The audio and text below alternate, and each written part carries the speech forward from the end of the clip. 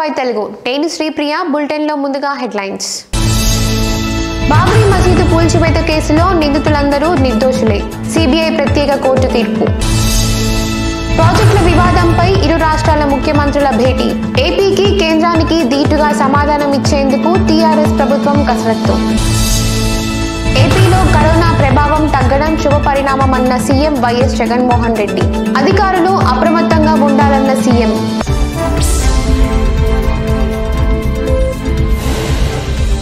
బాబ్రీ మసీదు కూల్చివేత కేసులో ప్రత్యేక న్యాయస్థానం సంచలన తీర్పు వెలువరించింది. ఈ ఘటన ముందస్తు పథకం ప్రకారం జరిగింది కాదని, పథకం ప్రకారం కూల్చివేసినట్టుగా ఆధారాలు లేవని పేర్కొంది. లక్నోలోని ప్రత్యేక న్యాయస్థానంలోని కోర్టు రూమ్ నెంబర్ 18లో సిబిఐ జడ్జి సురేంద్ర కుమార్ యాదవ్ తుది తీర్పును చదివి వినిపించారు. ఈ కేసులో 2000 పేజీల జడ్జిమెంట్ కాపీని రూపొందించారు. కాగా సుదీర్ఘ కాలంగా పెండింగ్లో ఉన్న ఈ కేసులో తుది తీర్పుతో బీజేపీ నాయకులు, విశ్వ హిందూ పరిషత్ సభ్యులకు భారీ ఊరట లభించింది. ఈ కేసులో ముద్దాయిలుగా ఉన్న వినయ్ కత్యార్, సాక్షి మహారాజ్, ధరందాస్, రామ్ విలాస్ వేదాంతి, లల్లు సింగ్, పవన్ పాండ్యా తదితరులు కోర్టుకు హాజరు కాగా, ఈ కేసులో ప్రధాన నిందితులుగా ఆరోపణలు ఎదుర్కొన్న మాజీ ఉప ప్రధాని ఎల్కే అడ్వాణీ, కేంద్ర మాజీ మంత్రి మురళీ మనోహర్ జోషి, కళ్యాణ్ సింగ్, సతీష్ ప్రధాన్, గోపాలదాస్ వీడియో కాన్ఫరెన్స్ ద్వారా న్యాయస్థానం ముందు హాజరయ్యారు. ఉమాభారతి కరోనా సోకగా వయోభారం, అనారోగ్యం కారణంగా ఎల్కే అడ్వాణీ, కేంద్ర మాజీ మంత్రి మురళీ మనోహర్ జోషి సైతం న్యాయస్థానం ఎదుట స్వయంగా హాజరు కాలేకపోయారు. 1992 డిసెంబర్ 6వ తేదీన బాబ్రీ మసీదును కరసేవకులు కూల్చివేసిన సంగతి తెలిసిందే. మొత్తం 49 మందిపై సిబిఐ అభియోగాలు మోపింది. దర్యాప్తు సమయంలో ఇప్పటికే 17 మంది చనిపోయారు. 351 మంది సాక్షులను సిబిఐ విచారించింది. 600 సాక్ష్యాధారాలను కోర్టు ముందు సిబిఐ ఉంచింది. स्पेशल कोर्ट का आज का जो निर्णय हुआ है वह अत्यंत महत्वपूर्ण है और हम सब के लिए बहुत खुशी का प्रसंग है। जब ये समाचार सुना, जय श्री राम कह करके हमने इसका स्वागत किया। బాబ్రీ మసీదు కూల్చివేత కేసులో నిందితులుగా ఉన్న 32 మందిని సిబిఐ కోర్టు నిర్దోషులుగా ప్రకటించిన సంగతి తెలిసిందే. కోర్టు తీర్పుపై ఎంఐఎం అధినేత అసదుద్దీన్ ఓవైసీ తీవ్ర వ్యాఖ్యలు చేశారు. భారతీయ న్యాయ వ్యవస్థకు ఈ రోజు ఒక చీకటి రోజు అని అన్నారు. అయోధ్యలో వివాదాస్పద భూమికి సంబంధించి సుప్రీంకోర్టు వ్యాఖ్యానిస్తూ చట్టాలను ఉల్లంఘించారని, పద్ధతి ప్రకారం ప్రార్థనా స్థలాన్ని నాశనం చేశారని వ్యాఖ్యానించిందని చెప్పారు. సిబిఐ కోర్టు తీర్పు బాధాకరమని అన్నారు. మసీదు కూల్చివేత వెనుక ఎలాంటి కుట్ర లేదని ఈ రోజు కోర్టు తెలిపిందని అసహనం వ్యక్తం చేశారు. అందరూ నిర్దోషులైతే మరి మసీదు కూల్చింది ఎవరని ప్రశ్నించారు. బాబ్రీ మసీదు దానంతటా అదే కూలిపోయిందా అని అడిగారు. ఈ తీర్పును వెలువరించడం కోసం ఎంతకాలం కసరత్తు చేశారని అన్నారు. ఈ తీర్పుపై సిబిఐ హైకోర్టుకు వెళ్లాలని చెప్పారు. हर कोई आज एक दिली तकलीफ और दर्द को महसूस करेगा जो भारत के संविधान और भारत के डाइवर्सिटी, भाईचारगी, प्लुरलिज्म पर जिस किसी को आज भी अटूट भरोसा है और यकीन है। आज का ये फैसला सीबीआई कोर्ट का भारत की अदालत की तारीख का एक काला दिन है। బాబ్రీ మసీదు కేసుపై సిబిఐ కోర్టు తీర్పుపై విభిన్నమైన అభిప్రాయాలు వినిపిస్తున్నాయి. కొందరు కోర్టు తీర్పును స్వాగతిస్తుండగా మరికొందరు అసంతృప్తిని వ్యక్తం చేస్తున్నారు. ప్రముఖ నటుడు ప్రకాష్ రాజ్ తీర్పుపై అసంతృప్తిని ట్వీట్లో వెల్లడించారు. ప్రముఖ సినీ నటుడు ప్రకాష్ రాజ్ దీనిపై ట్విట్టర్ ద్వారా స్పందించారు. హిట్ అండ్ రన్ కేసులో డ్రైవర్లు నిర్దోషులుగా ప్రకటించబడ్డారు. న్యాయాన్ని భూస్థాపితం చేశారు. సరికొత్త భారత్ అని ట్వీట్ చేశారు.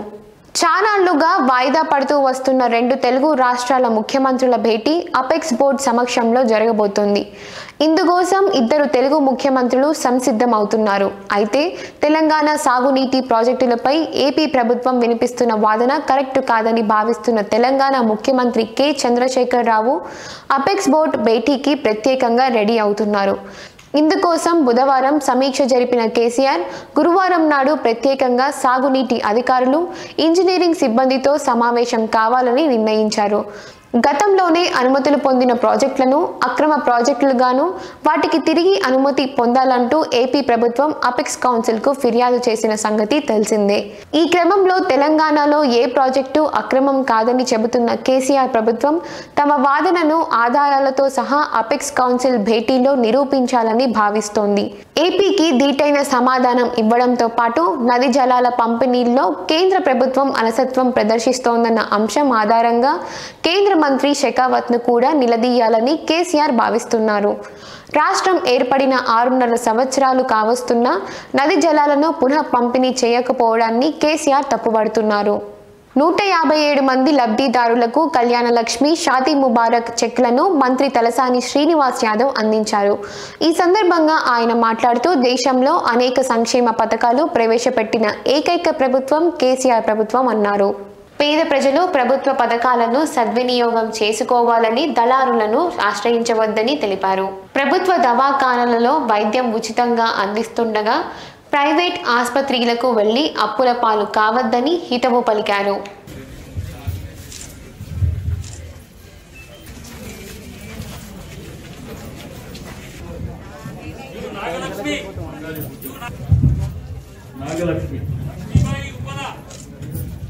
లక్ష్మీబాయి ఉప్పల కళ్యాణ లక్ష్మి అనేటువంటి గొప్ప కార్యక్రమం ఇది. ఎందుకంటే మన బిడ్డ పెళ్లికి ఎదిగినప్పుడు జరిగేటువంటి ఇబ్బందులు మనకు తెలుసు. కొంత పేదరికంలో ఉండడం, మధ్యతరగతి కుటుంబాల్లో ఉండడం. రెండోది, మన బిడ్డ ఎదుగుతున్నప్పుడు పెళ్లి సంబంధాలు చూసినప్పుడు ఇక మనకందరికీ తెలుసు రకరకాల ఇబ్బందులు. కట్న కానుకలు అనుకో, ఇంకా వాళ్ళ డిమాండ్స్ అనుకో రకరకాలుగా ఉంటాయి, మనందరికీ తెలిసింది. కానీ ఈ రోజుల్లో రాష్ట్ర వ్యాప్తంగా కూడా ఈ కళ్యాణ, రెండోది పెన్షన్ కూడా మీరు చూస్తే, ఎంతో ముందు ఇచ్చే పెన్షన్ చూస్తే ఇప్పుడు పెన్షన్ ఒకప్పుడు 75 రూపాయలు ఇస్తుండే, తర్వాత 225 రూపాయలు చేశారు. కానీ తెలంగాణ రాష్ట్రం ఏర్పడిన తర్వాత 2000 రూపాయలు పెన్షన్ ఇస్తుంది. అదేవిధంగా మానసిక వికలాంగులు ఉండి ఒంటరి మహిళ భర్త వదిలిపెట్టిన వాళ్ళు ఉంటే వాళ్ళకు కూడా పెన్షన్ ఇస్తుంది. ఎవరైతే ఫిజికల్ హ్యాండిక్యాప్ ఉంటే వాళ్ళకు 3000, ఎందుకంటే వాళ్ళకు కళ్ళు కానీ కాళ్ళు చేతులు సరిగా లేనప్పుడు వాళ్ళకు ఒక నమ్మకం ఇవ్వడానికి జరిగేటువంటి కార్యక్రమం. రాష్ట్రంలో కరోనా కేసులు తగ్గుముఖం పట్టడం మంచి పరిణామమని, పాజిటివిటీ రేటు 8.3% తగ్గడం సంతోషకరమైన విషయమని ముఖ్యమంత్రి వైఎస్ జగన్మోహన్ రెడ్డి అన్నారు. అయినప్పటికీ అప్రమత్తంగా ఉండాలని అధికార యంత్రాంగాన్ని ఆదేశించారు. రాష్ట్రంలో ఇప్పటి వరకు దాదాపు 56.66 లక్షల కరోనా పరీక్షలు నిర్వహించారని, కరోనా మరణాలు కూడా తగ్గాయన్నారు. ప్రస్తుతం కేసులు కూడా తక్కువగా నమోదవుతున్నాయని పేర్కొన్నారు. స్పందన కార్యక్రమంలో భాగంగా మంగళవారం ఆయన తన క్యాంపు కార్యాలయం నుంచి కోవిడ్-19 నివారణ చర్యలపై కలెక్టర్లు, ఎస్పీలు, జేసీలకు వీడియో కాన్ఫరెన్స్ ద్వారా మార్గనిర్దేశం చేశారు. ఈ మధ్యకాలంలో పాజిటివిటీ రేటు కూడా బాగా తగ్గుముఖం పడతా ఉండడం అన్నది ఒక సంతోషకరమైన వార్త. In fact total number of test చూస్తే ఆల్మోస్ట్ 56,66,000 టెస్టులతో ఆల్మోస్ట్ టెస్ట్ పర్ మిలియన్ కింద లెక్క చూస్తే వీఆర్ ఆన్ 106,111 టెస్టులు. అంటే 10 లక్షల జనాభాకు 106,111 టెస్టులు అంటే ఆల్మోస్ట్ 10% పైన టెస్టులు చేసిన రాష్ట్రాలలో అతి తక్కువ రాష్ట్రాలు ఆ స్టేజ్లో ఉన్నాయి. మనం ఆ స్టేజ్లో ఉన్నాం. We're number 1 in the country రాష్ట్రాల వరకు చూస్తే. Positivity rate, overall positivity rate 12.02% ఉంటే నిన్న లేటెస్ట్ రిపోర్ట్స్ ప్రకారం చూస్తే positivity rate is drop to 8.3%. టెస్టులు దాదాపుగా 70,000 యావరేజ్గా టెస్టులు చేస్తూ ఉన్న పరిస్థితుల్లో కూడా పాజిటివిటీ రేట్ 8.3%కి తగ్గడం అన్నది ఒక ఆస్పెక్ట్ అయితే, మోస్ట్ ఇంపార్టెంట్ ఆస్పెక్ట్ ఏంటంటే నిన్న 37 డెత్స్కు రిజిస్టర్ కావడం నిజంగా ఒక తగ్గుతూ ఉంది కోవిడ్ అన్న చెప్పడానికి ఒక మంచి ఉదాహరణ కింద నిలుస్తూ ఉన్నాయి ఈ ఫిగర్స్. మనం ఒకవైపున కోవిడ్తో సహజీవనం చేస్తూనే మరోవైపున Covid is been happening for so long కాబట్టి we are bound to be lethargic. ఎందుకంటే same monotony keeps repeating every day, so every time we need to prep ourselves and prepare ourselves for one more day of COVID annatuga anipistundi, but this is something what we need to come over, we need to get out of it, and we need to restore our energy and once again refocus. Nacharam ESI హాస్పిటల్లో వైద్యులు medical camp ఏర్పాటు చేశారు. ఈ medical క్యాంపుకు ముఖ్య అతిథిగా కార్మిక శాఖ మంత్రి మల్లారెడ్డి, ఉప్పల్ ఎమ్మెల్యే సుభాష్ రెడ్డి హాజరయ్యారు. క్యాన్సర్, కిడ్నీ పేషెంట్లకు నెల రోజులకు సరిపడా మందులను అందజేశారు. అనంతరం నూతనంగా ఏర్పాటు చేసిన జనరల్ వార్డును ప్రారంభించారు. ఈ సందర్భంగా వారు మాట్లాడుతూ క్యాన్సర్, కిడ్నీ వ్యాధితో బాధపడుతున్న రోగులకు ప్రతి నెల సరిపడా మందులు ఇవ్వాలని హాస్పిటల్ డీన్ను కోరారు. 6 నెలల కిందనే జనరల్ వార్డును ప్రారంభించాలి, కానీ కరోనా నేపథ్యంలో ఆలస్యమైందని అన్నారు. కరోనా బాధితుల కోసం 50 పడకల వార్డు హాస్పిటల్లో సిద్ధంగా ఉందన్నారు. చాలా మంది ఈఎస్ఐ పేషెంట్లకు మందులు కరెక్ట్ గా గత కోవిడ్ సందర్భంగా గత 6 మాసాల సంది మందులు సరిగా సరఫరా లేవు. వాళ్ళందరికీ కూడా కిడ్నీ పేషెంట్లకు కానీ, క్యాన్సర్ పేషెంట్లకు కానీ వాళ్ళందరికీ కూడా ఈ రోజు నుంచి ప్రతి నెల వాళ్లకు నెలకు సరిపోయే మందులన్నీ కూడా వాళ్ళకి ఎవరెవరైతే కార్డు ఉంటుందో, కిడ్నీ పేషెంట్ అని, క్యాన్సర్ పేషెంట్ అని వాళ్ళకు ఐడెంటిటీ కార్డు ఉంది. ఆ కార్డు ఉన్న వాళ్ళందరికీ కూడా ఒక 1000 మంది కిడ్నీ పేషెంట్ ఉన్నారు, 1100 మంది క్యాన్సర్ పేషెంట్ ఉన్నారు. వాళ్ళ తెలంగాణలో మొత్తం వాళ్ళందరికీ కూడా 73 సెంటర్లు ఉన్నాయి మాయి.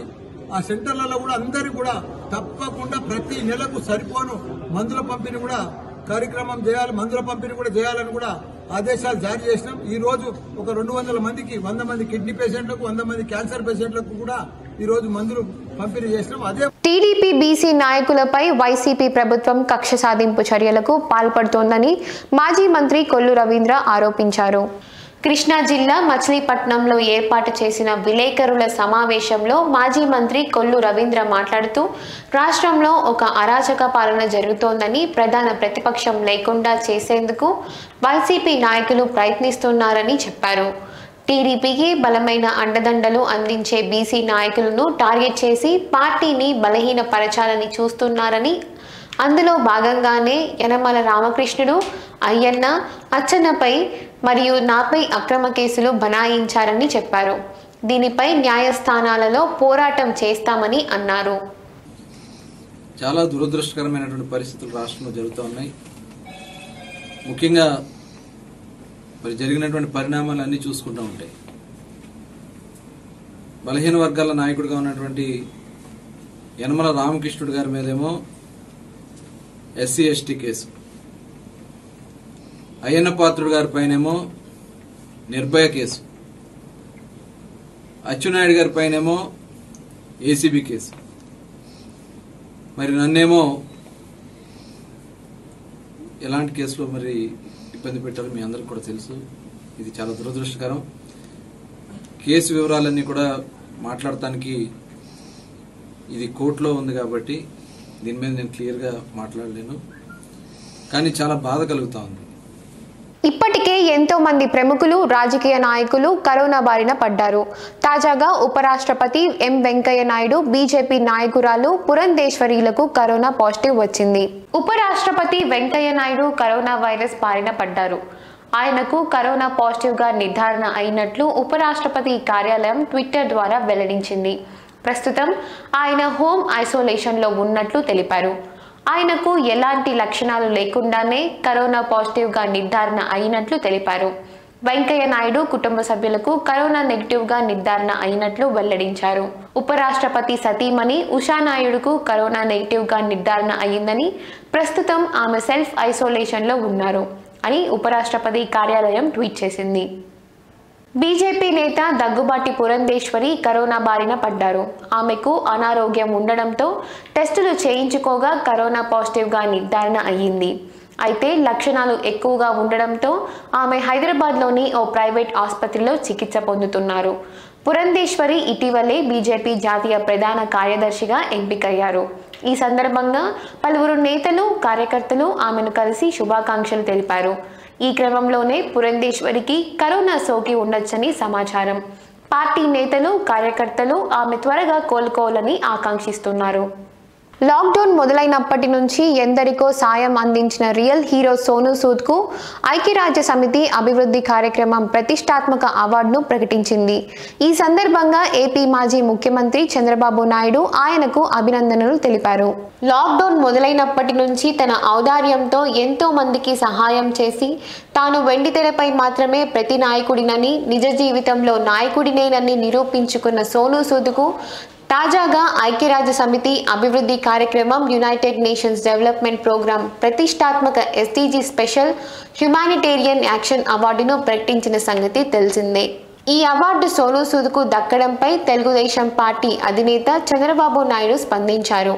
అవార్డును పొందడంపై సోనూకు అభినందనలు తెలిపారు. ఈ మేరకు తన ట్విట్టర్ ఖాతాలో ఓ ట్వీట్ పెడుతూ మరింత మెరుగైన ప్రపంచానికి మీ వంటి వారి అవసరం ఎంతైనా ఉంది అని వ్యాఖ్యానించారు. ఎంతో మంది వలస కార్మికులు తమ తమ స్వస్థలాలకు వెళ్లేందుకు సోనూ సూద్ సాయం చేశారు. వారి కోసం ప్రత్యేక బస్సులు, రైళ్లతో పాటు విమానాలను కూడా బుక్ చేసి తన ఔదార్యాన్ని చాటుకున్నారు. అమెరికా అధ్యక్ష పదవి కోసం పోటీ పడుతున్న డొనాల్డ్ ట్రంప్, జో బైడెన్ మధ్య మొదటి డిబేట్ మొదలైంది. అమెరికా అధ్యక్ష పదవి కోసం పోటీ పడుతున్న డొనాల్డ్ ట్రంప్, జో బైడెన్ మధ్య మొదటి డిబేట్ మొదలైంది. ఆరోగ్యం, న్యాయం, జాతి వివక్ష, ఆర్థిక వ్యవస్థ లాంటి రకరకాల అంశాలపై ప్రత్యర్థులు ఇద్దరూ చర్చించారు. పరస్పరం మాటల యుద్ధానికి దిగారు. కోవిడ్-19 మహమ్మారి గురించి అడిగిన ఒక ప్రశ్నకు జో బైడెన్ తన స్థానంలో ఉంటే అమెరికాలో ఇంకా ఎక్కువ మరణాలు సంభవించేవని డొనాల్డ్ ట్రంప్ అన్నారు. సమాధానంగా మహమ్మారితో పోరాడేందుకు ట్రంప్ దగ్గర ఎలాంటి ప్లాన్ లేదని జో బైడెన్ అన్నారు. అమెరికాలో 70 లక్షలకు పైగా కరోనా కేసులు ఉన్నాయి. ఈ వ్యాధితో ఇప్పటి వరకు దాదాపు 2 లక్షల మంది చనిపోయారు. కరోనా వైరస్ మహమ్మారిని ఎదుర్కోవడంలో ట్రంప్ ప్రభుత్వం విఫలమైందని బైడెన్ విమర్శించారు. సమాధానంగా కరోనాను నియంత్రించడానికి తమ ప్రభుత్వం మెరుగ్గా పనిచేసిందని ట్రంప్ అన్నారు. అమెరికాలో కరోనా మరణాల గురించి మాట్లాడుతూ Bharat, Russia, China corona virus వల్ల సంభవించిన మరణాల సంఖ్యను దాస్తున్నాయని ట్రంప్ ఆరోపించారు. బైడెన్ తన స్థానంలో ఉంటే అమెరికాలో కోవిడ్-19 వల్ల 2 కోట్ల మరణాలు సంభవించేవని ట్రంప్ అంటే ట్రంప్ అబద్ధాల కోరు అనే విషయం అందరికీ తెలుసన్నారు Biden. And by the way, the 200,000 people that have died on his watch, how many of those have survived? Well, there's 7 million people that contracted COVID. What does it mean for them going forward if you strike down the Affordable Care Act? And Joe, you've had 308,000 military people dying because you couldn't provide them proper health care in the military. So don't tell me about this. I'm happy to talk about this. And if you were here, it wouldn't be 200, it would be 2 million people because you were very late on the draw. You didn't want me to ban China, which was heavily infected. You didn't want me to ban all right, gentlemen, Europe, which was heavily infected. You would have been much later, Joe. Mr. President, much later. Mr. President. You're talking about 2 million people. Mr. President, as a moderator, we are going to talk about COVID in the next segment, but go ahead. Let me finish. The point is that the president also is opposed to Roe v. Wade. That's on the ballot as well in the court. And so that's also at stake right now. ఇవి bulletin విశేషాలు. మరిన్ని విశేషాలతో మరో బులెటిన్లో కలుద్దాం. అప్పటి వరకు keep watching News 5 Telugu.